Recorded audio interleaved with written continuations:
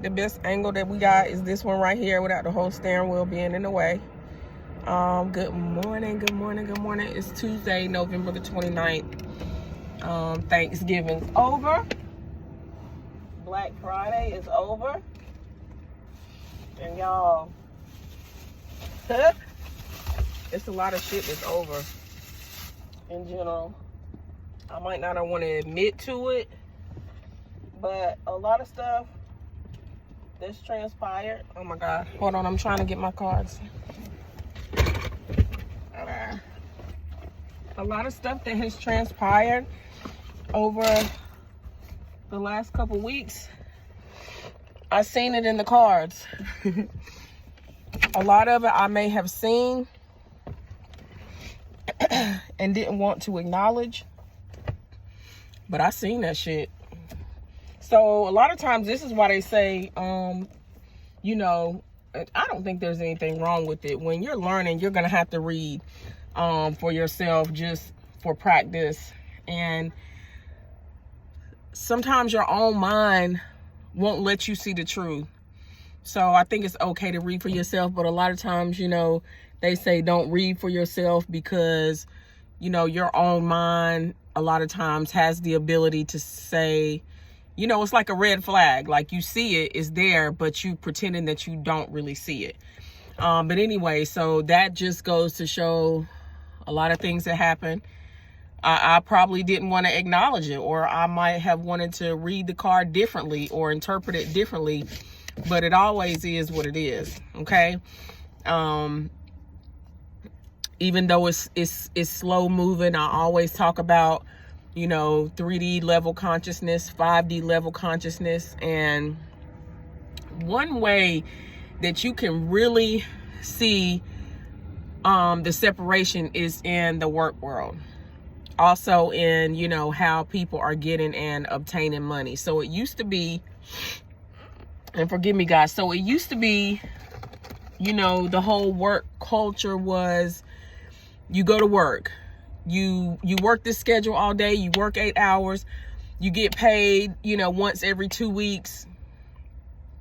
The kids go to school. Well, now, you know, being that gas is so high, everything's so expensive. One thing, first of all, if you really sit down and think about it, and this is how brainwashed we are, if you really sit and think about it, right? So you go to work, you get up, you get the kids ready for school, you sit in hell of a traffic. Y'all know my allergies be killing me and this smoke don't be helping. So I was burning Palo Santo. So anyway, I got quite the runny nose. But anyway, so, you know, you sit in hella traffic. You go to work, you clock in, you deal with all this bullshit. I don't know if you talk on the phone, you deal with other people, you deal with the public, you deal with your boss. Then you go home, you deal with your family. Now, if you really think about it, right, you go work a full 8 hours, and I respect everybody to go to work, right? Some of y'all's jobs are hard. You come home hurting, you be tired, you don't even feel like cooking, you don't even feel like dealing with the people that you love the most, but you do it to get a check, right? You do all that, you ain't even getting the check for 2 weeks. Now, in that 2 weeks time, you done had to buy gas to get there. You done had to sustain breakfast and lunch while you there. So this whole concept of going to work has really changed over the last 2 years, going on 3 years, because when COVID was happening and no one could leave home, everybody had to work from home. Everybody had to stay at home. Once people didn't have to spend the whole morning prepping, spend the whole morning in traffic, they had their food and snacks from home. Once people realized that they could do that and actually like save money, there's no way in the world that anybody really wants to, unless you're that bored, unless you love your job that much, unless you're that bored, unless your home life is that uncomfortable, there is no way that you're telling me that you want to get up early and prep, go through traffic, pay for gas. I mean, some of you had long commutes. Like before, you know, I'm from North Carolina, I'm from Salisbury, lived in Charlotte for, 20 plus years. There's no jobs in that small town, right? So it's not unheard of for people that live there to be commuting to Winston-Salem, commuting to Charlotte. I mean, that was an everyday thing because, when you looked at your paycheck and gas wasn't, high as all outside, you could still see where you were profiting and you were gaining something, even if you had to drive to work and, spend hours in traffic. It still panned out. It still added up. Okay, well, in this day and time, the closer you work to home, the better, because now you got to pay to go to work. We're paying to go to work. So, you have to really look at these jobs. Like, is it benefiting? Like you guys, last year I was in a little situation. I really needed a job. Y'all, I went into Dollar Tree, and I guess it's just all part of research and experience. I went into Dollar Tree for a job. I think I was locked out of my storage that particular day, or something had happened and I didn't have the right clothes. Yeah, I think I was locked out of my storage and I didn't have the right clothes for the interview. I still look nice, you know what I'm saying, regardless of what I had on, all white, Fresh Forces. These people had forgot I was even coming. They didn't even know I was coming. So the assistant manager, he just throwing some stuff together, asking me a few interview-like questions, and that's it. You guys, Dollar Tree, this company still pays people. Is it even, it's either $7 or $7.50, okay? All right, so $7.50 an hour is what they pay at Dollar Tree. If you work 8 hours, you're not even making $60, right? Okay, so take this into consideration. If you don't live right around the corner from that Dollar Tree, guess what? If you don't have your own transportation, guess what? A Uber there and an Uber home is going to range anywhere from $25 to $40. Now you only made $60. Once they take them taxes out, what did you make? $45? But it cost you $40 or $25 to $40 to get there. So you have profited $15 for the day.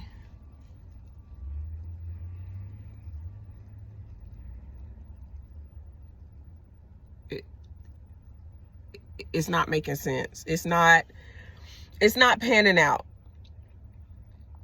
And the fact that $15 that you profited, it's going to be on a week check, maybe a 2-week check. So you're not even going to see that $15 until some days from now. So again, you still had to get to work, which was that $25 to $40 a day. You still had to eat. You might have bought food from home, whatever, however, that might save you, $100, $200 a week. But where are you profiting and where are you gaining? Because the last time I checked, in the whole idea of money, $5 a day is better than $10 tomorrow. So what are you gaining to profit $15 a day in a couple of weeks? You're not going to see it till then. This is not extreme. These are real prices and cost of even going to work in a city like Charlotte, North Carolina. This is not even extreme. This is nothing extreme. This is actually what it costs. So while people want to say everyone's lazy, no one wants to go back to work, who can afford to go to work when minimum wage and companies still believe that that's a living wage. And the concept remains the same no matter if you make $7 or if you make $15, because if you make that $7 right, there's no way you're not gonna save to get a car. You're not gonna, if you're not living on Section 8 or some type of housing grants funding, you most definitely not paying no rent. So even if we move up to the $15 an hour bracket, so yesterday I was on Indeed, and you know, the jobs that I'm looking at, which I think are for average, you know, the average female, the average woman, $15, $16 an hour, 40 hours a week. Once they take out taxes, that's like $500 or $600, right? So 6 times, really it's like 500. I've worked these jobs before. 5, 10, 15, 20. Now rent for a lot of, so for a 2-bedroom apartment, rent at its absolute lowest is $1,500.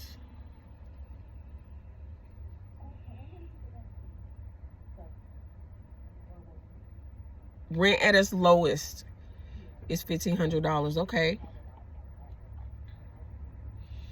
It's going to take you 3 checks to even cover that, right? So you got to wait 3 checks. In between waiting on the 3 checks, which is every 2 weeks after you've done prepped, drove in traffic, clocked in, and actually did the work, right? So then we're not even talking about the car.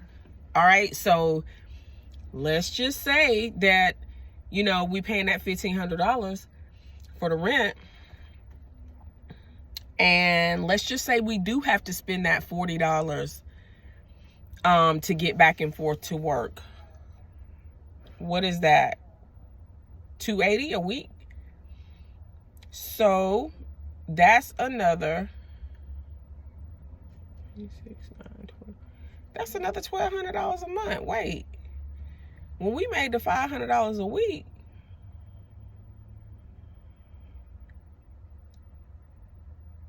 $5, $10, $15, $20, $2,000,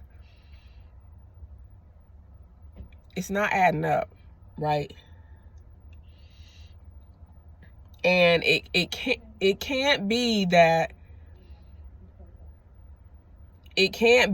just these people in this middle class, in this lower middle class, just don't deserve to be able to pay their rent. Like that, something in it, you guys, is just not. So there's a message in it. The message is, now you have to decide what game you want to play. Like what I'm telling you, what I'm gonna tell you, what's important now is thinking of this whole work culture and how you get money, how you take care of your family. It has to go to a higher level of consciousness, because if you haven't sat down and realized that it costs to go to work now, you're gonna be lost. And it's weird, because it's not even weird.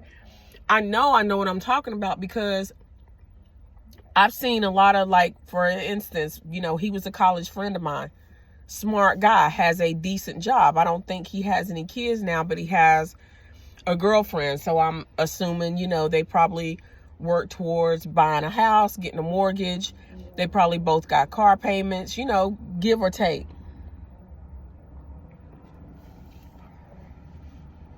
He put, now his status on Facebook yesterday was his paycheck ain't paychecking like it was before.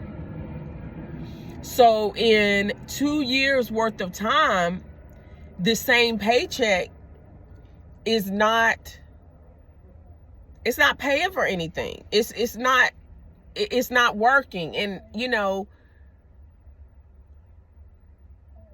you have to fight against the culture, you guys. in order for it to change. Like, you know, you could see it happening. I mean, I knew people weren't going to stand for it, because once that money ran out, once that free money ran out, a lot of people had to go back to desperation and, you know, what was going to pay their bills. But you could see it then.